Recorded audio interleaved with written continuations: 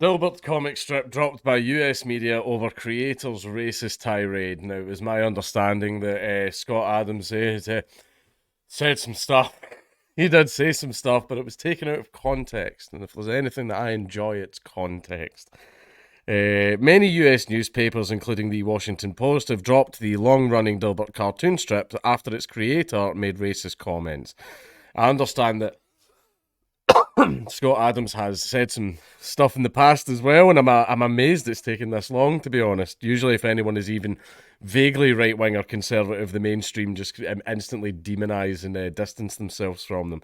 In a video on YouTube, Scott Adams, who's white, just letting you know, he's white, said that black Americans were part of a hate group and that white people should get the hell away from them. This was based on a study where the black people were asked, is it okay to be white? And only 50%, I think it was, and 50% of them or something said no. I'm paraphrasing, I might be wrong in that. But basically, a scarily large number of them said no.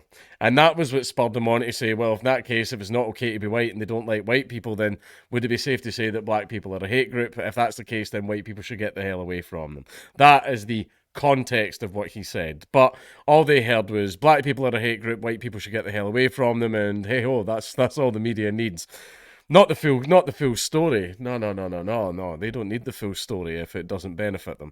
Mr. Adams, 65, later acknowledged that his career was destroyed. He said most of his income would be gone by next week. Dilbert has been a mainstay of the funny pages of America's newspapers and features a put-upon office worker and a talking dog who together take aim at the fads of corporate culture.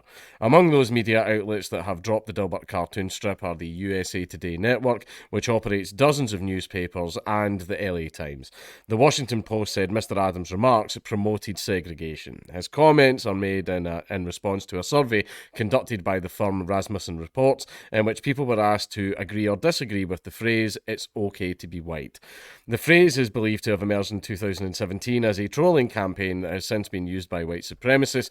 A wee tiny bit it has. It was mostly basically the entire point. Yeah, it did originate from Poe, but the entire point of it was just to show everyone how absolutely ridiculous modern left-wing ideology has become, where it's got to the point where it's, and it was a bait phrase. It was a bait phrase that Jesus Christ are the easiest people in the world to fucking bait. It's okay to be white, right? It's a simple, innocuous phrase, right? Yes, it's okay to be white. And then they tried to get back to you going, is it okay to be black? Yeah. See how easy that was?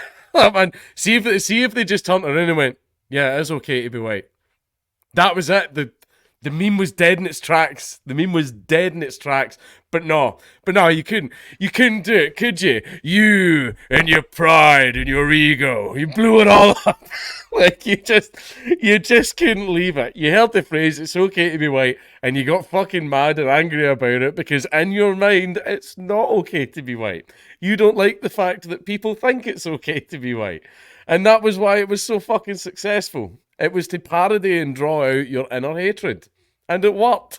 And it worked massively. And then what that did in turn was lots of young men were like, wait a minute, why is every single newspaper and all these universities and shit saying it's not okay to be white? And that really activated some Ammons, and I bet a lot of those boys are now reading Siege. Right? I'm just saying, you absolutely shot yourself in the foot with that. All you had to do was say yes it is, and that was it. It would have been over. But you couldn't, could you? The phrase is, I've just read that. According to the poll, 53% of black respondents agreed with the statement, but 26% disagreed. Others were not sure. So I take that back. I got it the wrong way around. 53% of black people said, yes, it is okay to be white. So that's fine. Mr. Adams said that those that disagreed were a hate group. Well, if they hate white people, if there's a group that hates, then it would be a hate group, wouldn't it? Like, I would say, based on the current way things are going, the best advice I would give to white people is to get the hell away from black people because there is no fixing this, he said. Darren Bell, a Pulitzer Prize-winning black cartoonist, described Mr. Adams as a disgrace.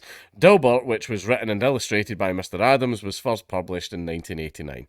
Now, I know that Scott Adams, a lot of people disagree with him. I haven't followed him. I do see his tweets because a lot of people I follow retweet him and everything.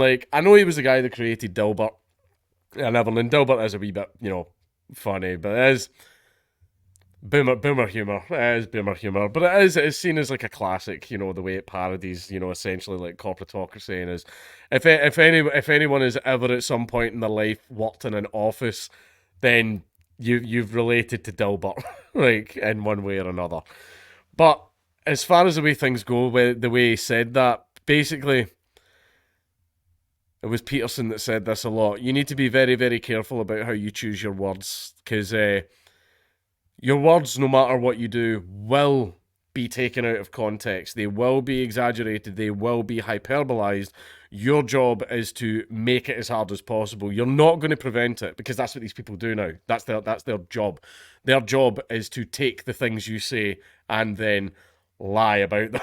Like that is their job. Like, see, the media is about truth. No, it's not. It's not that at all anymore. Like, colleges, universities about truth. No, it's not. They're not about knowledge. They're about their own knowledge and fuck all other knowledge, right? That's just the way it is now. So you're not going to prevent your words being twisted or exaggerated, etc. The best you can hope for is to make it harder for them to do. That's the best you can hope for. That's why you need to be careful about saying wild stuff like that, like saying that white people should get the hell away from black people and all that type of stuff. Now, that's a case of, the way I stand on it. That's what people want to do. That's what people want to do. I think that everyone should be able to form their own communities. If there's black people that want to live with only other black people, that's fine. I think they should be able to do that in their community. White people want to do the same thing, that's fine. If white and black people want to live together, then hey ho, absolutely no problem.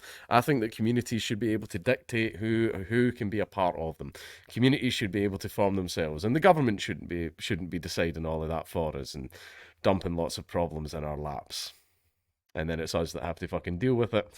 It's not exactly what we voted for. What's the phrase? We were never asked. So, yeah, I understand Scott Adams' sentiment. However, I understand what he was trying to say. I understand. He was hyperbolizing. He was hyperbolizing a little bit as well. He was exaggerating a little bit and sort of, trying to get his point across. But the problem with that is that's a very dangerous thing to do. When you've got all these like media and journalist vultures sitting there watching you, just waiting, like they're circling vultures, except instead of looking for a carcass, looking for that limping antelope or something like that, or the old elephant that's walked away from the herd, and they start circling him because everybody knows why an old elephant leaves the herd, especially vultures. That's just what journalists do. They're waiting for you, even if you don't say something, they're waiting for you to say something that they can twist. And as a result, I'm pretty sure at 65, Scott Adams must have a good bit of capital built up. He must have a pension, he must have a nest egg. If at 65 you still don't have that, then Jesus Christ, you're a clown and all that. But I think he'll be fine. But I think what's going to end up happening is like right-wing newspapers will now start taking on Dilbert. Because that's another thing that's happening as well, the parallel society. Parallel society is a thing that's happening. You're getting right-wing banks, you're getting right-wing media outlets, right-wing social media, all that type of stuff.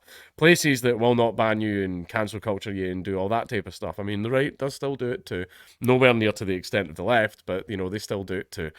And that's what you're getting now. You're getting two separate societies living online because, see, in standard society, it's not safe to be right-wing.